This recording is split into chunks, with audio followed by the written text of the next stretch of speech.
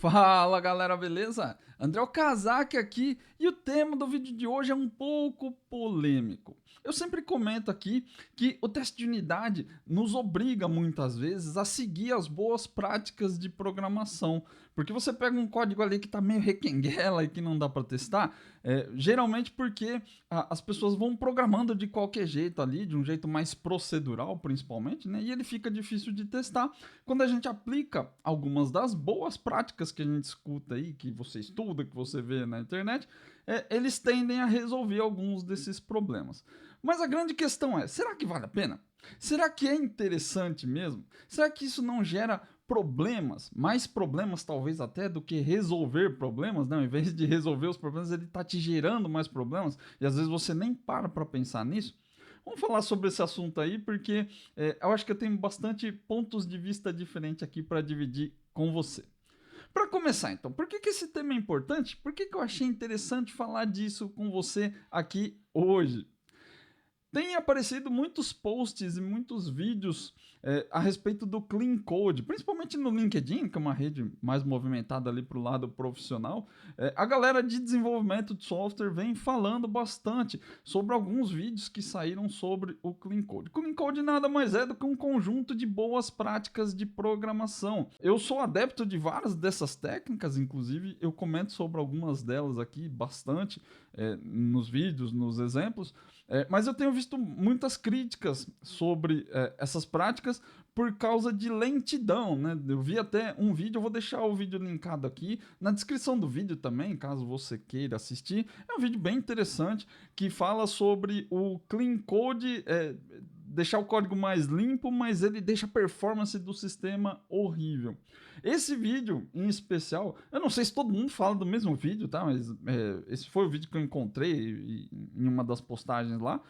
Não conheci o canal, não conheço o autor, confesso que eu não sei exatamente, mas é bem interessante porque ele coloca benchmarks lá. E fala que programar usando uma das práticas descritas no Clean Code deixa o seu código até 15 vezes mais lento. E aí, claro que quando a gente fala de número, principalmente de performance, a galera de dev pira na parada, né? Então todo mundo já começa a olhar e falar, olha aí como o negócio fica mais lento e tal.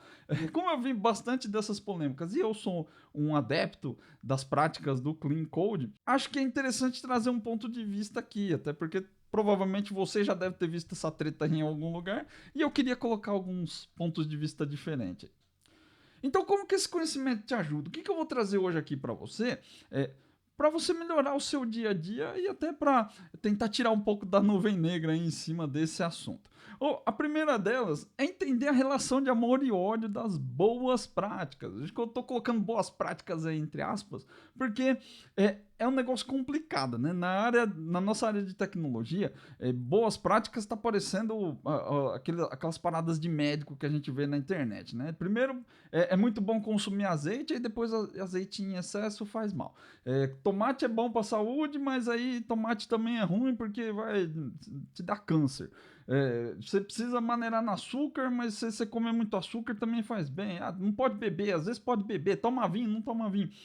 É bem difícil de acompanhar, né? A gente não é da área da saúde, eu pelo menos não sou, e aí você fica meio perdido às vezes, né? As pessoas ficam falando um monte de coisa, fica, tá, melhor eu seguir só uma pessoa aqui e ver, porque senão eu vou ficar confuso. Pelo menos é o que eu faço.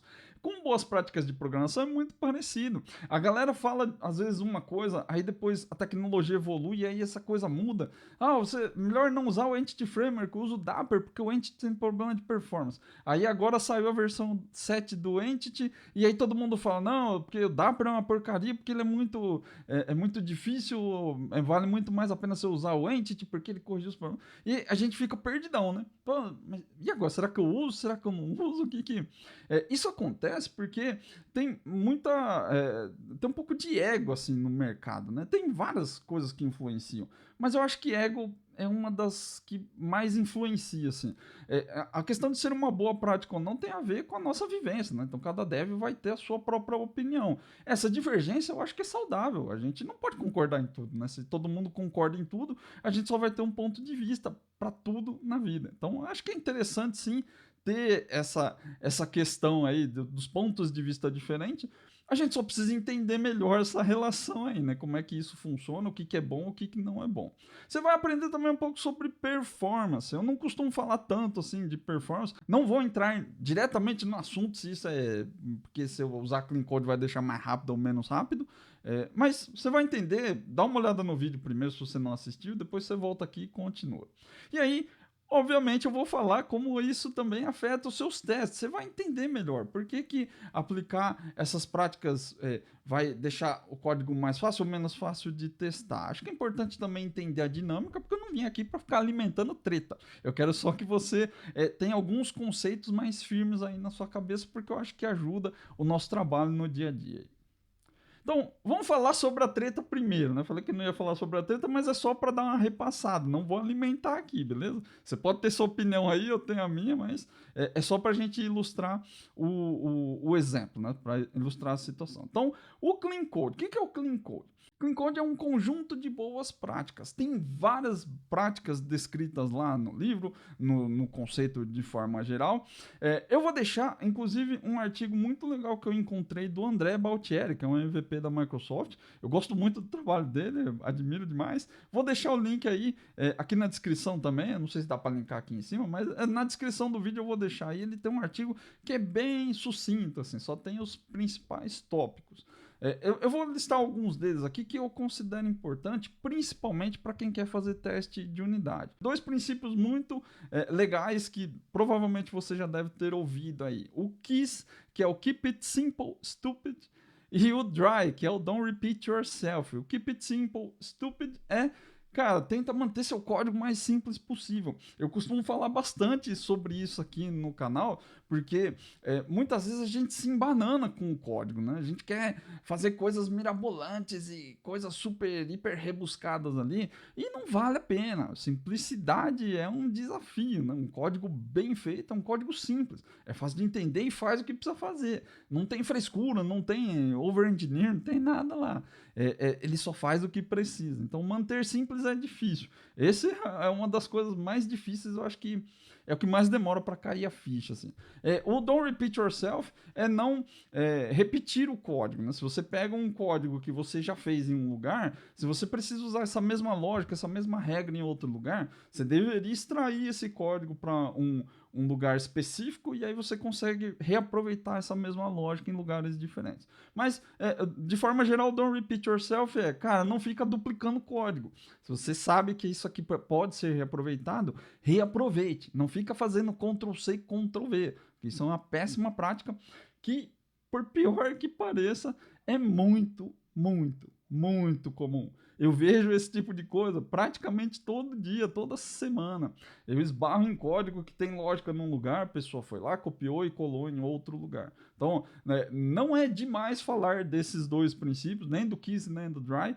É muito comum você ver coisas desse tipo no dia a dia. A gente, na correria, a gente vomita código e não para pensar. São duas coisas muito importantes e que principalmente afetam seus testes de unidade, né? Código complexo gera teste complexo. E código duplicado vai gerar problema de teste. Você vai testar duas vezes a mesma coisa em lugares diferentes. E aí, se quebrar um lugar, pode ser que a regra pare de funcionar em um ponto e no outro ela continua funcionando. Então, são coisas que afetam realmente os seus testes de unidade aí. Um outro ponto interessante lá são os refactorings. Ele fala bastante sobre fazer refactoring constante. Ele até fala uma coisa bem interessante que eu gosto de repetir para os times onde eu trabalho, que é sempre que você sai de um lugar, você tenta deixar ele melhor do que ele estava antes. Sabe aquele esquema da torcida do Japão lá na Copa do Mundo, que eles levam um saco de lixo, recolhe o lixo lá? Eu não tô puxando a sardinha não, só porque eu sou descendente de japonês também. Mas é uma coisa muito legal de ver, né? Você vê que o pessoal se preocupa não só com o bem-estar deles durante o jogo, né? Eles se preocupam com o bem-estar de quem vai estar lá depois. Pode ser o pessoal que faz a limpeza do estádio, mas também pode ser as pessoas que vão chegar para o próximo jogo. Né? Então é muito legal você ver uma preocupação. Né? A gente admira, a gente gosta. A mesma coisa você pode fazer dentro do seu código. Quando você pega um código, tenta deixar ele melhor do que ele estava quando você pegou. E às vezes, para fazer isso, você vai ter que fazer refactoring.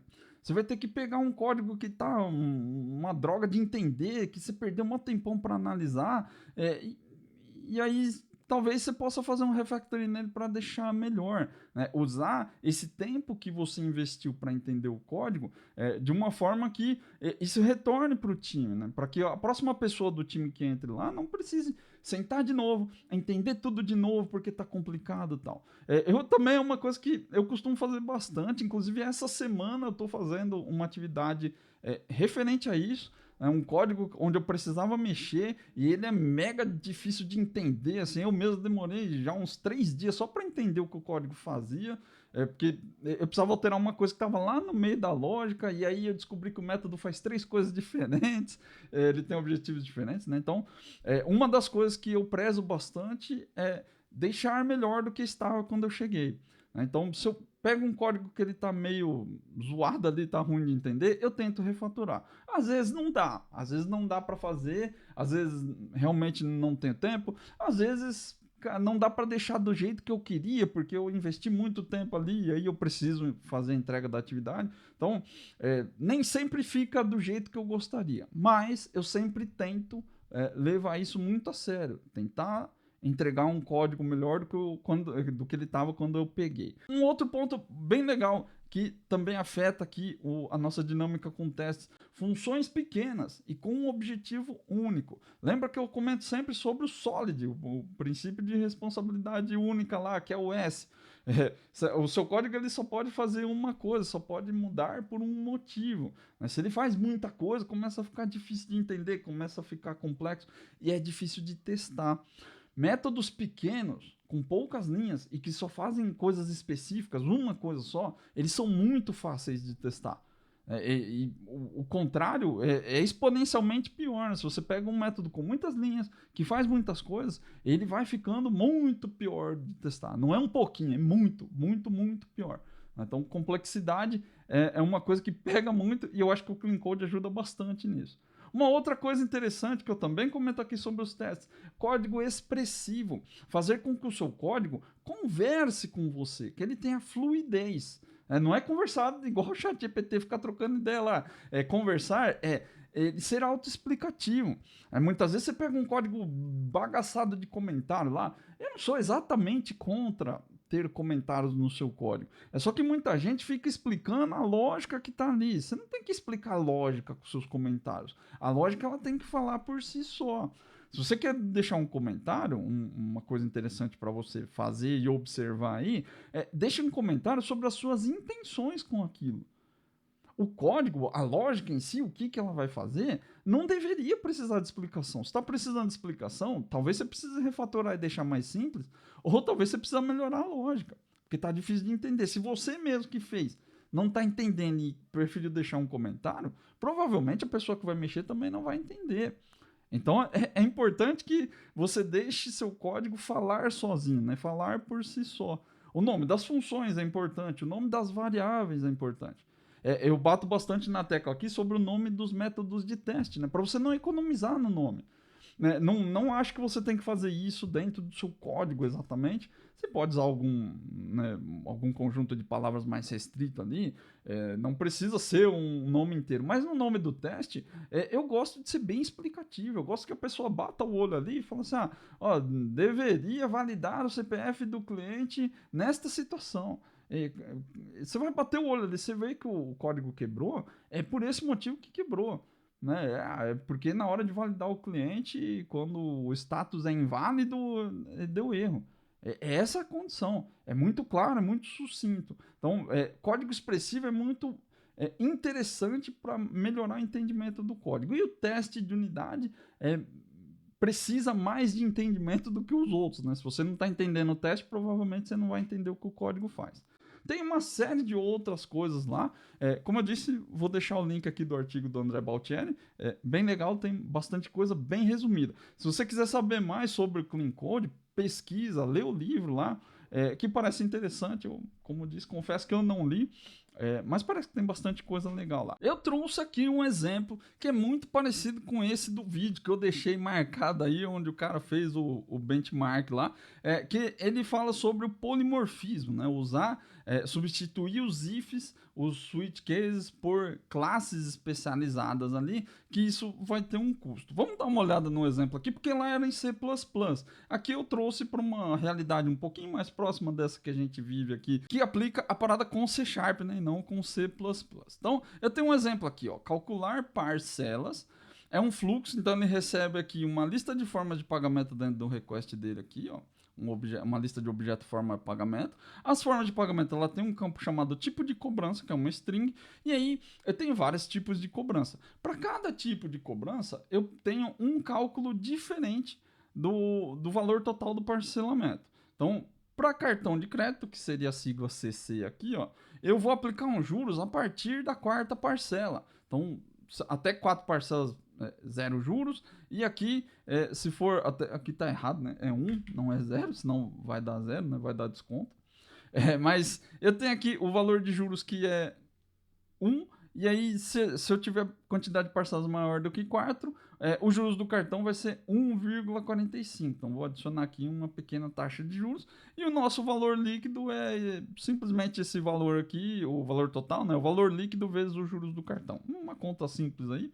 E se for Pix, é o contrário. Ao invés de fazer uma cobrança de juros, eu vou fazer um desconto. Geralmente a gente tem desconto aí com Pix, né? Estou seguindo só uma lógica que a gente vê por aí. Então, ele aplica 10% aqui no pagamento com Pix, em cima do valor líquido, né? Vai retornar o valor total. Se a forma de pagamento não tem nem Pix, não é nem Pix, nem PX, né, nem CC, ele vai dar throw exception aqui, vai disparar um exception, um tipo de cobrança desconhecida. Isso aqui é um tipo de código que é muito comum a gente ver por aí. Eu, inclusive, já vi isso aqui várias e várias vezes, muito parecido com isso aqui. O que o Clean Code diz para a gente fazer? Ao invés de usar switch, ao invés de usar if dentro do seu código, não todos os ifs, né, mas aonde isso é possível, a gente substitui essa lógica toda aqui por polimorfismo, que é um recurso da OOP. Então, eu já deixei um outro exemplo pronto aqui, ó. Esse request novo aqui, calcular parcelas refat, ele recebe agora um list de informa pagamento. Então, ao invés de receber a classe concreta, ele recebe uma interface. Essa interface aqui, ó, ela tem as mesmas características, né, os mesmos campos da classe forma pagamento, só que ela tem a declaração de um método aqui, ó, calcular valor total, para que a forma de pagamento se calcule, né? Ela vai receber o valor líquido e aí ela mesma se calcula aqui. Na hora de fazer o nosso loop, eu vou continuar fazendo o loop nas formas de pagamento, mas eu não vou precisar mais desse switch case que tinha aqui. Eu simplesmente vou chamar o método calcular valor total. E aí, para cada tipo de forma de pagamento, ele vai implementar sua própria fórmula de cálculo para o valor total. Então, eu tenho aqui, por exemplo, a classe forma pagamento cartão, que implementa aí forma pagamento. Então, preciso declarar todos os campos aqui, ó. E eu vou simplesmente pegar a lógica que estava aqui antes e vou mandar para essa classe aqui, ó. Mesma implementação, inclusive está com o mesmo bug, né? Deixa eu arrumar aqui. E ele vai fazer exatamente a mesma coisa. Aplica o juros com quantidade de parcelas maior do que 4 e beleza. O Pix, mesma coisa, ó. Só trouxe a mesma lógica de lá. Implementa a interface, né? Só que agora, olha a diferença. Eu tenho uma outra classe aqui, né? Cada classe agora tem um código diferente. Eu deixei o código mais limpo, né? Dá para ver aqui que o código tem muito menos linhas. Fica mais fácil de entender. Eu só preciso saber quem que são os informa pagamento que entraram aqui na minha lista. E cada um vai fazer aquilo que precisa fazer de acordo com suas próprias regras. Só uma forma da gente fazer uma separação. Então, essa é uma das coisas que tem lá no Clean Code. Eu gosto bastante de usar esse padrão. É um pattern, não, design pattern chamado Strategy. Estratégia, não sei se tem isso em português. É meio confuso, né? Às vezes tem coisa que tem em português, às vezes não. Mas esse é o padrão Strategy. Então, se você nunca viu, é esse cara aqui. Ele é bem comum, é bem útil também. Eu gosto bastante dele. E aí, como eu disse lá nos benchmarks do cara, ele fala que fazer desse jeito vai deixar seu código muito mais lento, tipo 15 vezes mais, 15 vezes mais lento, né? Não é 15%. É uma grande diferença, né? E aí quando a galera vê esse número, fala, nossa, 15 vezes mais lento. é muito pior, tá? Então talvez não valha a pena fazer as coisas com clean code. Aí vamos entrar um pouco na polêmica, mas como eu disse, não quero alimentar a treta. É mais lento? Sim, é mais lento. Eu não vou desacreditar no que o cara falou, porque ele mostra lá nos benchmarks. E realmente é mais lento. Mas, de verdade, cara, e daí que é mais lento? Não é que eu tô desdenhando da coisa, beleza? Eu só quero que você se questione se você aí, assim como eu, precisa de otimizações nesse nível. São coisas diferentes. De novo, não estou desmerecendo o benchmark que a pessoa fez lá, e nem que isso não é uma coisa importante. Não estou dizendo que performance não é uma coisa importante. É uma coisa sim que faz diferença. Muitas vezes sua aplicação para e gera problemas, gera bugs em produção por causa de performance. Acho que o exemplo mais simples de você perceber isso na sua vida, no seu dia a dia, é quando você chega no, sei lá, no supermercado e o caixa de supermercado está sem sistema. Você acha mesmo que o caixa caiu porque deu um bug no caixa? Provavelmente, se você reparar aí, isso acontece mais quando o mercado está cheio. É porque tem muito caixa usando o sistema. E aí o sistema não está projetado para aguentar um monte de gente ao mesmo tempo.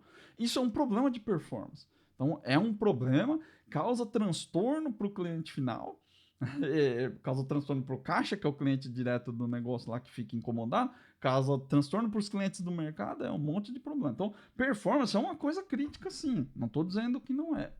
É só que aquilo que está lá naquele benchmark é muito útil em algumas situações. Em outras, não é. Aquilo é útil em situações específicas. Por exemplo, se você mexe com um aplicativo mobile, com um aplicativo desktop, esse tipo de otimização, ele pode ser sim importante, porque às vezes você usar um recurso, um determinado recurso lá da linguagem de programação vai consumir mais processador, por exemplo. Ou talvez, sei lá, você está fazendo um jogo, vai consumir mais da placa de vídeo também. Então, esse tipo de coisa pode drenar mais bateria, por exemplo. Pode ser que, cara, eu ligo o aplicativo mobile aqui e ele chupa a bateria dele em 10 minutos.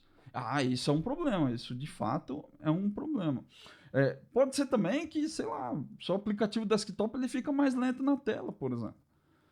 Por conta de algumas coisas que você fez ali, mesmo do polimorfismo, dependendo do tamanho da coisa, ou dependendo até, sei lá, o aplicativo do caixa do mercado é um exemplo, né? Provavelmente aquelas máquinas que tem ali no caixa, elas são thin clients, né? São clientes magrinhos ali que não tem quase nada de memória, não tem quase nada de CPU. Ali o hardware é restrito, né? Então você pode ter problema. Você pode ter problema, sei lá, no Raspberry Pi. Se você estiver programando alguma coisa no Arduino, pode ser sim que faça diferença. Tem alguns casos também onde você trabalha com aplicações críticas de fato. Sei lá, você está fazendo um driver de conexão ao banco, você está fazendo o próprio banco, né, o software do banco de dados. Você pode fazer alguma coisa que é, sei lá, um software de streaming de vídeo, por exemplo. São coisas que são mais críticas, né, que exigem mais atenção ao detalhe. Então, em algumas situações, esse tipo de otimização de nível mais baixo, que está ali olhando para o processador ali, ele pode ser sim importante. Eu estou falando de nível, né, a criticidade da coisa, porque se você olhar lá no benchmark, ele tem. A diferença é notória, só que a gente está falando ali tipo, de nanosegundos. Né, não chega a milissegundos na maioria dos casos, né, a diferença. Então, é uma diferença expressiva, mas em ordem de grandeza. Em número absoluto, não é tão grande assim. Né? A gente não está falando aqui de uma velocidade que beira os 35 segundos, sabe? 1 minuto de processamento. Não é isso. Ele está falando ali de ordens muito pequenas de tempo. E é por isso que, nesse tipo de processamento, que é muito específico, um app mobile, um app desktop, aplicações mais críticas, talvez isso faça diferença. Mas, na maioria das vezes, aí você está fazendo coisas que têm a ver mais com automação de escritório, com automação de formulários. Então, a preocupação do front-end é maior porque está geralmente na máquina do cliente ali. Mas quando você está falando de back-end, existe sim uma preocupação com performance? Existe. Só que na maioria das vezes, você não vai precisar se preocupar em otimizações nesse nível, no nível de nanosegundos. Você vai ter clique em botão ali que, quando o usuário clica, demora 3, 5, 10, 15 segundos para retornar. Porque tem processamentos gigantescos rolando lá no servidor. Ele chama uma API, e essa API vai no banco e consulta outros serviços, e faz não sei o quê. Não é incomum você ver esse tempo de resposta por aí. Se você trabalha numa empresa que tem esse tipo de SLA aí, 3 segundos, 10 segundos, 20 segundos, não se sinta mal. Porque é comum. É muito mais raro você ver gente que precisa de otimização de... precisa baixar o processamento em 200 milissegundos.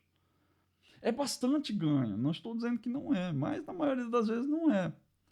Às vezes pode fazer diferença também se você mexe num sistema que é muito crítico do tipo, sei lá, 10 mil usuários simultâneos. É bastante gente ali, né? Já é um volume alto. Às vezes até menos, né? Sei lá, 5 mil usuários simultâneos já é bastante coisa. Mas em aplicações regulares que a gente vê por aí nas grandes empresas, não é isso que você vai fazer. São aplicações um pouco menores e tal.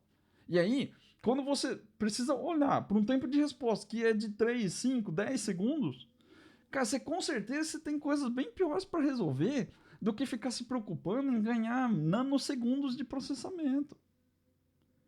De novo, não estou menosprezando a parada, sei que é importante, mas, cara, você deve ter coisas piores para resolver, deve ter coisas piores para se preocupar. Duas coisas muito comuns que acontecem para afetar o tempo de resposta de uma aplicação é acesso à rede e I/O. I/O em disco, I/O em memória. Essas são as coisas que mais consomem tempo de processamento. Então, se você está com um tempo aí de 10 segundos e está pensando em abaixar o tempo do processamento da sua aplicação, não adianta você ficar mirando em usar... Eu conheço gente, por exemplo, que gosta de mexer ali e falar, mas se eu usar list ou se eu usar array, eu tenho uma diferença. Se eu usar for ao invés de usar for each, eu tenho um ganho de performance. Cara, pensa bem se você precisa desse tipo de otimização. Elas não fazem efeito para você. Porque você está na ordem dos segundos ainda. Então ganhar 1 milissegundo, 100 milissegundos, não vai resolver seu problema. Seu problema geralmente é quando você vai na rede. Pô, vou chamar um serviço. Né? No meio do meu processo aqui, tem um processo que é longo. E aí, no meio desse processo, eu chamo vários serviços na rede. Pô, será que eu estou gastando muito tempo para chamar esses serviços? Será que, por exemplo, o tamanho do meu request e do meu response, ele está muito grande, está começando a fazer gargalo nas placas de rede? E aí talvez, ao invés de usar XML, eu vou usar JSON, que é um pouco mais magro. Será que ao invés de usar o JSON, eu não deveria usar, sei lá, protobuffer, que é um negócio que fica bem menor ali? De repente é uma saída. Então, são otimizações diferentes. Muitas vezes o outro serviço está com um problema. Você está procurando um bicho papão aí dentro da sua aplicação, mas o problema está nos outros serviços. Eles estão demorando para responder. Então, você precisa ter, por exemplo, você precisa se preocupar ali com ter uma boa observabilidade. Você tem um software para fazer esse acompanhamento? Como é que você vê isso em produção? Você consegue ver em tempo real? Acesso a disco. Disco também é um problema. I/O, de forma geral, né? Ir no disco, ir na memória. Às vezes a gente precisa recolher arquivos do disco e aí demora. Ou às vezes I/O no banco mesmo, né? Que aí tem os dois, tem acesso à rede e tem I/O no disco, né? No caso do banco de dados. Será que suas queries estão bem otimizadas? Né? Será que ali o seu acesso a banco, muita gente fica se preocupando com a configuração da conexão do banco. Se eu estou usando pooling, se eu não estou, se eu não sei o quê. Isso é uma coisa para você se preocupar, mas já é um segundo nível. O primeiro nível ali que você tem que ver é se suas queries estão rodando bem. Será que você está indo nos índices certos? Será que você está trazendo muita coisa do banco, está congestionando a rede também? Será que o tempo de resposta das suas queries é bom? Mesmo indo nos índices, será que não tem alguma coisa que você possa melhorar? Talvez criar mais índices, talvez otimizar suas queries para ter um plano de execução melhor. Tem uma série de coisas ali para você olhar em acesso a banco, em acesso a disco mesmo. Preciso ir no disco. Será que você tem que ir no disco em todo request? Será que de repente você está indo buscar um arquivo que por algum motivo não é o arquivo de configuração da sua aplicação, mas você precisa de um outro arquivo que está em outro lugar do disco? E aí, sei lá, todo request você bate lá, será que você não podia carregar esse arquivo em memória? Num cache local, ou num Redis, por exemplo, né? Carregar esse conteúdo em outro lugar, e aí você acessa ele em cache, não precisa ficar indo ao disco toda hora. Porque às vezes você vai no disco uma vez e é tudo bem. Se você precisa ir no disco 1000 vezes por segundo, talvez não seja tudo bem. Então são várias outras coisas que você precisa resolver antes de começar a pensar em otimizações, micro-otimizações, como a gente costuma dizer. Isso, na maioria das vezes você não precisa. Não estou desmerecendo, veja bem. Não estou falando que, mas não tem situação que não vai rolar isso aí. Não, em algumas situações talvez seja útil para você. Mas eu tenho quase certeza que poderia apostar um sorvete aqui que você tem muita coisa para olhar. Muita coisa. E eu sei que os benchmarks estão aí, eles mostram o for contra o for each, o switch case contra o polimorfismo aqui. Pode ser mais rápido. Mas será que é isso que você precisa para melhorar sua aplicação? Será que você precisa caçar esse pelinho nesse ovo aí ou você está achando coisas demais? É isso que eu quero que você pense. Particularmente falando, nunca precisei de otimizações nesse nível. Eu já passei alguns níveis, passei o nível de checar acesso à rede I/O, assim, mas eu diria para vocês que na maioria das vezes, 95% das vezes, o problema era acesso à rede I/O, era fluxo. O fluxo estava muito complexo e aí, por conta disso, ele fazia muito acesso à rede desnecessário. Ele ia no banco desnecessariamente. Tinha lugares que poderia ter cache, não tinha.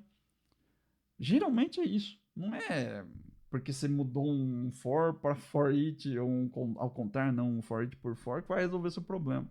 E nem trocar suas interfaces por outras coisas. Na maioria das vezes, essa lentidão, essa pequena lentidão aí que o clean code pode ocasionar, ele é válido sim, vale a pena.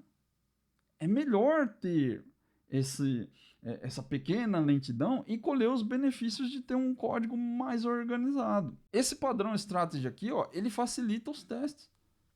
Imagina como você vai ter que fazer um teste desse cara aqui, ó.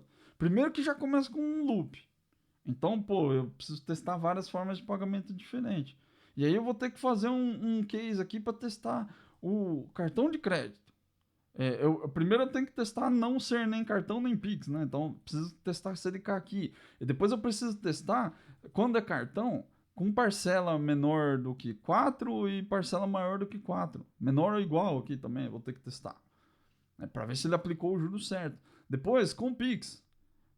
E aí o meu teste ele vai começando a ficar grande, ele vai começando a ficar complexo.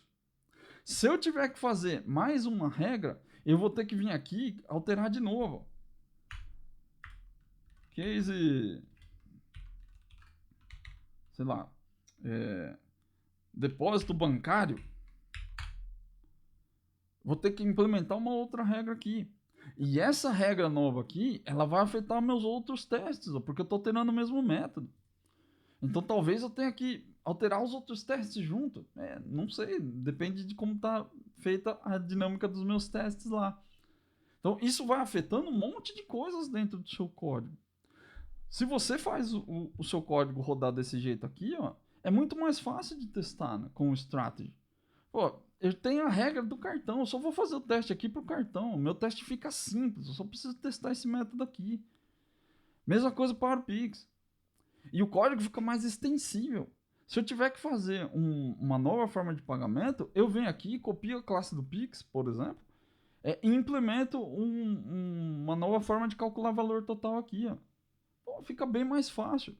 Eu não tenho impacto. Eu não vou alterar o cálculo do cartão por causa do cálculo do depósito bancário. Isso não muda, continua igual. Nesse caso, não. Eu mudei aqui, ó, porque eu mudei o código. E se na minha alteração eu coloquei uma outra alteração antes aqui, criei uma variável aqui, isso pode mudar o funcionamento do meu programa. Então tem várias coisas que geram impacto aqui. É melhor fazer com strategy. Vai te dar mais Modularidade, vai deixar seu código mais plugável, vai deixar ele mais testável, seu teste vai ficar mais simples. E eu estou falando aqui do Strategy porque é o exemplo que a gente viu. Mas as outras recomendações do Clean Code, elas também valem a pena. A maioria delas. E às vezes até o que não tá, não tô defendendo, assim, não sou um defensor do Clean Code, não. É só porque eu concordo com a visão de melhorar o código que ele tem. Mas tem várias outras boas práticas que você pode seguir que provavelmente vão te ajudar da mesma forma. Elas valem a pena. Elas vão deixar seu código mais simples, vai deixar o código mais fácil de testar. São coisas que a gente chama de boas práticas, né? Porque alguém testou, aplicou e viu que funciona. Eles já fizeram esse teste para você. Você não precisa ficar se matando. Segue o livro, segue o que está no manual lá. Se você achar que você não concorda, vai usando e depois você modifica. Eu canso de ver um monte de gente aí que usa esse tipo de otimização, de micro-otimização, e tem problema com o fluxo de negócio lá, porque faz zilhões de acessos desnecessários na rede. Que adianta você ficar pensando nisso se depois você vai lá e não consegue fazer um código simples, um código que faz aquilo que o seu cliente precisa, né? Então não é só sobre o Clean Code. As boas práticas de programação, elas vão te ajudar. E o teste de unidade, ele acaba te forçando a usar essas boas práticas, né? Porque como você já viu várias vezes aqui no canal, é difícil às vezes você pegar um código lá que é um código procedural gigantesco. Pô, imagina aqui, ó, tem um exemplo que eu usei numa das outras aulas aqui, ó. Imagina se você tiver que pegar um negócio desse tipo aqui, ó. Ah, vou fazer um cancelamento de reserva. Olha o tamanho desse código. Ah, ele vai aqui, ele vai no banco. E aí depois ele faz um request num serviço externo, né, numa outra API. Depois ele vem aqui, ele vai no banco de novo. E aí ele envia um e-mail. Cara, ele faz coisa demais. É difícil de testar. Então, as boas práticas, elas vêm para te ajudar com isso. OP é muito legal, é muito bom de programar, é melhor do que procedural. Eu já trabalhei bastante com código procedural, posso te dizer que é bem melhor. É muito importante você entender que nada no universo vem de graça. Então, se você aplica uma boa prática, ela provavelmente vai vir acompanhada de um bônus e de um ônus. Então, no caso aqui do polimorfismo, é legal ficar o código desse jeito aqui, ó, é bem melhor do que desse jeito, pelo menos na minha visão. Agora, isso aqui tem um ônus. Ele fica mais lento. Em termos de processamento, ele vai ser mais lento. Processamento bruto, né? Se a gente contar aqui só a parte do .NET. Ele pode ficar mais lento. Talvez seja um problema? Talvez. Eu tenho que arcar com esse ônus. Tem outras coisas que estão nas boas práticas que também vêm com ônus. Não é só a questão do polimorfismo. O Don't Repeat Yourself é um deles. Não é tão simples quanto a gente acha não duplicar código. A gente fala disso às vezes como se fosse uma coisa óbvia, né? Tipo KEYS, né? O Keep It Simple Stupid. Eu sei que é piada de programador, né? Mas é só para criar um acrônimo que significa alguma coisa, sei lá. Mas não é que você é um estúpido porque você não consegue manter simples. É difícil manter simples. Pô, se fosse fácil, todo mundo fazia. E não é fácil. A gente tem que ter essa consciência. O Don't Repeat Yourself é a mesma coisa. Não é tão fácil quanto você imagina não duplicar código. No reflexo, você vai fazendo, porque você não para pensar. Você está com pressa. Você precisa entregar. Tem um monte de coisa que está na sua cabeça ali. E às vezes falta clareza. Eu até brinco às vezes que esse Don't Repeat Yourself talvez não devia ser o dry, né? Porque usa só por causa do acrônimo. Eu acho que devia ser DRO, né? Que devia ser Don't Repeat Ourselves, nós. Porque é muito raro você ter que se preocupar em repetir o seu próprio código. Você tem que se preocupar em não repetir o código dos outros. Porque você vai ver uma regra lá, às vezes a regra existe num lugar, mas não foi você que criou essa regra. E aí você tem que procurar a regra, você tem que ver se a pessoa deixou ela acessível, porque às vezes a regra está no meio de um método gigantesco lá, né? Um método de 500 linhas. E você nem sabia que essa regra existia. A pessoa não criou um método. Aí você vai lá, abre um método novo. E a outra pessoa que fez fala, pô, mas já tinha uma lógica dessa aí, essa regra já existia, hein? Então, don't repeat yourself, que eu acho que não é você mesmo, não repita o código do time, né? É muito mais difícil do que parece. Mas ele ajuda demais. Então, mesmo que ele ajude, ele vai cobrar um preço. É difícil se aplicar. E às vezes vai te consumir tempo. Às vezes vai exigir que você faça um refactoring. Pô, refactoring tem custo, não é de graça. Mas ele deixa melhor. O que a gente precisa fazer só é entender que existe esse ônus.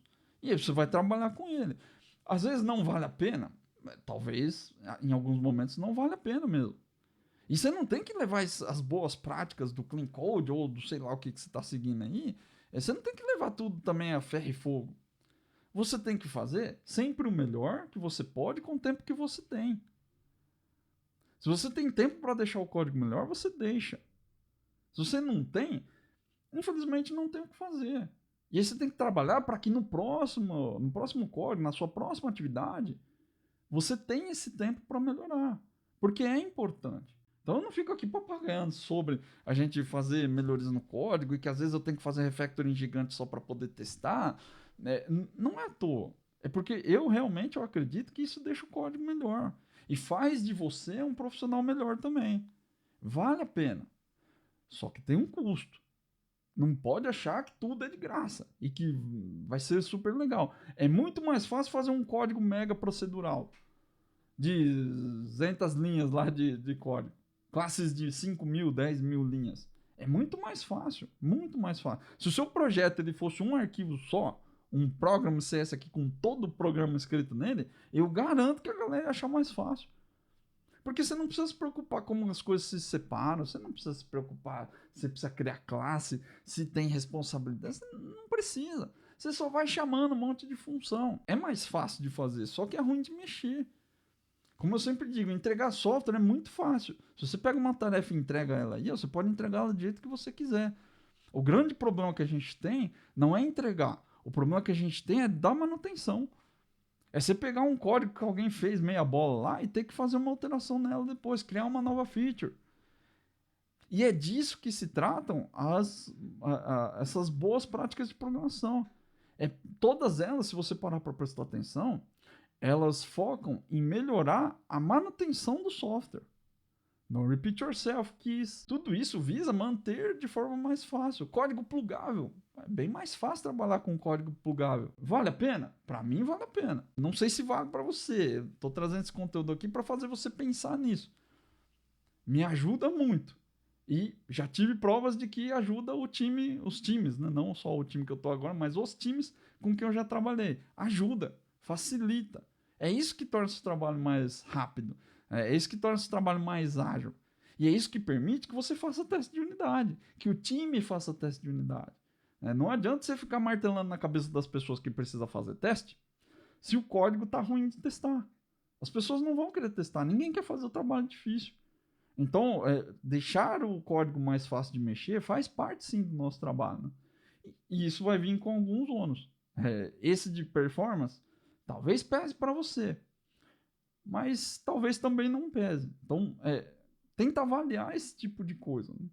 Não fica tomando tudo que você escuta como uma verdade, não. Então, já que eu toquei no assunto, indo agora para a conclusão, cara, eu sei que tem um monte de gente boa na internet publicando conteúdo, mas não assuma tudo que você escuta como uma verdade. Inclusive o que você escuta aqui neste canal. Eu não sou o dono da verdade. Eu sou só mais um cara que publica conteúdo. E talvez você goste do conteúdo que eu publico, talvez você goste da forma como eu explico as coisas, e talvez você não goste, você prefira outras pessoas. E é isso aí, é por isso que é bom ter internet, né? Porque a gente tem mais opção.